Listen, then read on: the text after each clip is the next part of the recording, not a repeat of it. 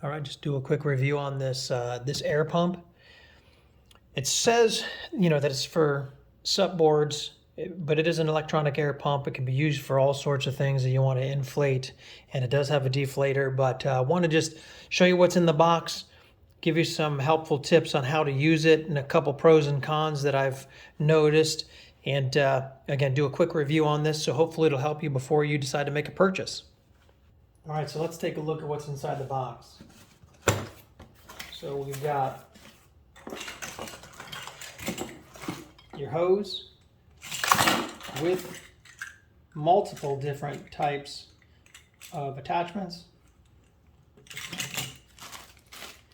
You've got, this connects to a 12-volt battery with a cigarette lighter adapter. You've got the actual pump itself. This pump has a cigarette lighter adapter on it. So that's how it connects. You can see here. It also has inflate and deflate. And then it's got a digital screen to show you what the pressure is. You've got PSI or BAR options here for your unit of measure, and then you can add or subtract the amount of pressure and your power button. This unit also comes with, well, here's your instruction booklet, and it came with a wet dry bag. That's nice. And a handle to go along with it to carry the bag around. That's nice. All right, so a couple quick things I'll note. This cord, believe it or not, is actually quite long. It's almost 10 feet. It's about 9.5 feet long, so it gives you plenty of reach. Clearly, you need to be able to plug this into a cigarette lighter of some sort, or you have the adapter here, so you can connect it to a 12-volt battery. This adapter adds almost another, it's actually 13 inches from this point to this point. So it's probably going to give you another, call it 10 inches when it's connected. So really pretty decent amount of reach for a unit like this. And again, you'll be connecting this in a car, maybe on a boat. So you've got about 10 feet. So the hose is 3 feet 6 inches. So that doesn't give you a whole heck of a lot of room. I would really like to see a longer hose, but it is what it is. Between the hose and between the cord, you've got roughly 13 feet that you can reach, whatever you're trying to inflate. I will say about this hose too, it's pretty stiff. It comes in the box already bent up, so it's got this memory of this bend going on. But it's okay. I mean, it's got some flexibility. It seems like it's pretty rugged, and I don't believe it's going to crack all that easily. I will say these tips, the issue, and I'll show you shortly, it comes connected. They're all connected with this plastic cable, so you don't lose them. I mean, clearly you can cut them, but I would recommend, so you don't lose them, maybe reattach them to a longer cable and find a way to keep it on here. But you've got quite a bit, 1, 2, 3, 4, 5, 6 different adapters. You've got 6 different adapters here for all different types of inflation valves.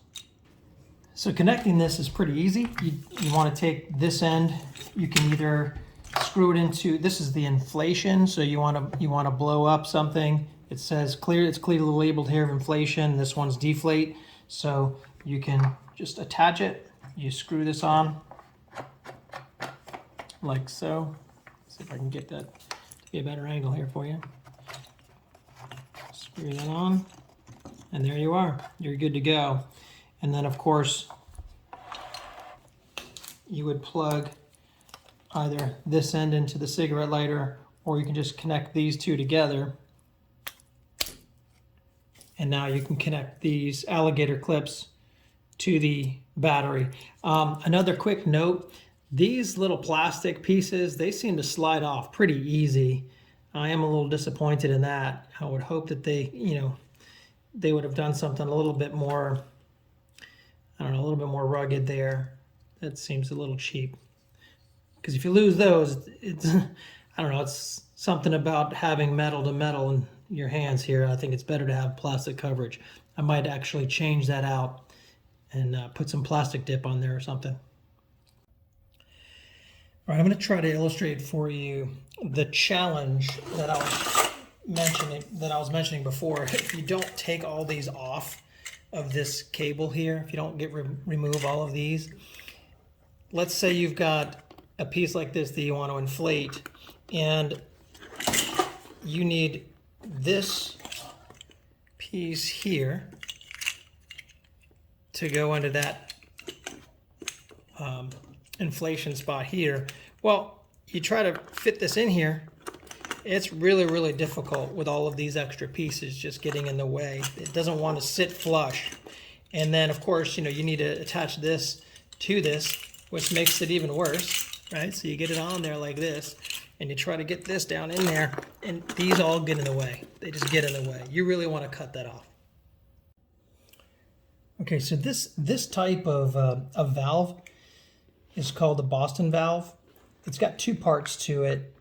There's this piece, of course, the piece that goes into whatever you're trying to inflate. You got this cap, and then this one goes inside the main piece you're trying to inflate. It's got this rubber flap on the inside to prevent the air from escaping back out, right? So when you're trying to inflate this type of a valve, you don't want to take this whole entire unit out. Okay, you want to leave this unit inside and just use this piece to inflate it, pop off this top. And by doing that, now that I've taken those pieces off, this is the one that would fit perfectly inside here. And then the air goes in. When you take this away, that rubber flap prevents that air from escaping, and you can put this cap on and continue to go. It's called a Boston valve. Here are the different valves that you can use. This one looks like it would go specifically for your standard raft, your pool raft. It's got this tip that goes in there and releases that plastic flap on the inside. Just a typical small cone. Could be used for an air mattress or something. This is the one that I just used for, or we're showing you for the Boston valve. This one's for one that may have pretty wide opening. Again, another air mattress possibility. And then these are, your nice S.U.P boards and kayaks that might be inflatable.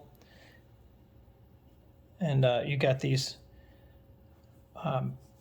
seals as well here. This is what comes with the kit. All right, so I've connected this to a battery. I got a 12-volt battery down here.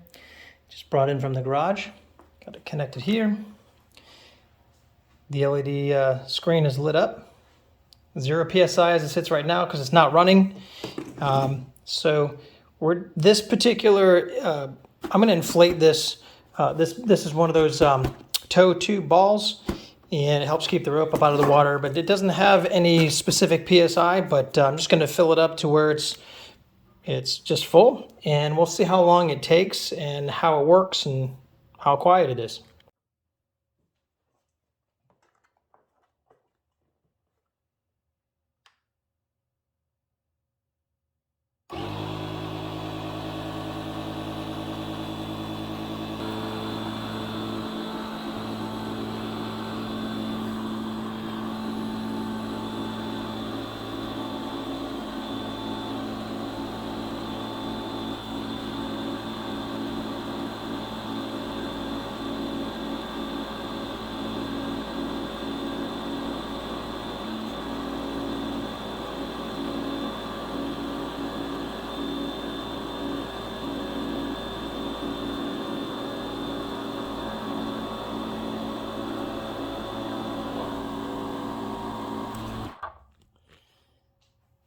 All right, you can see that Boston valve is holding that air in.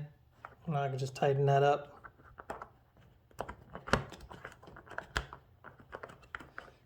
But that took about, if I'm correct, about 3.5 minutes to fill up this ball. Not too bad. I should have had that the other way around so you can read it.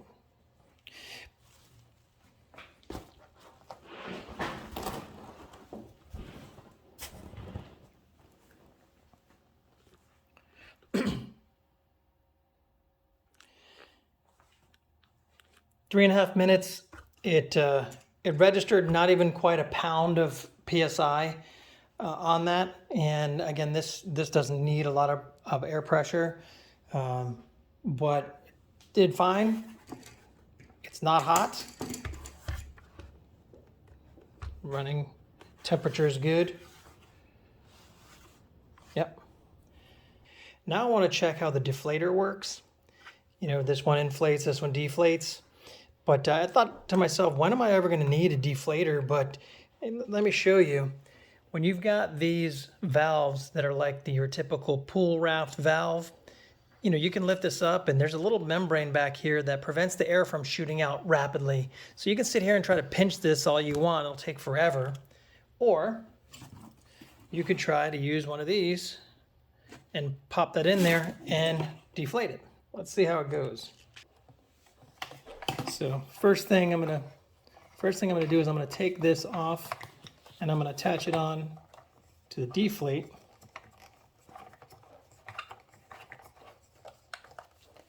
Let's see how this works. Connect my power source.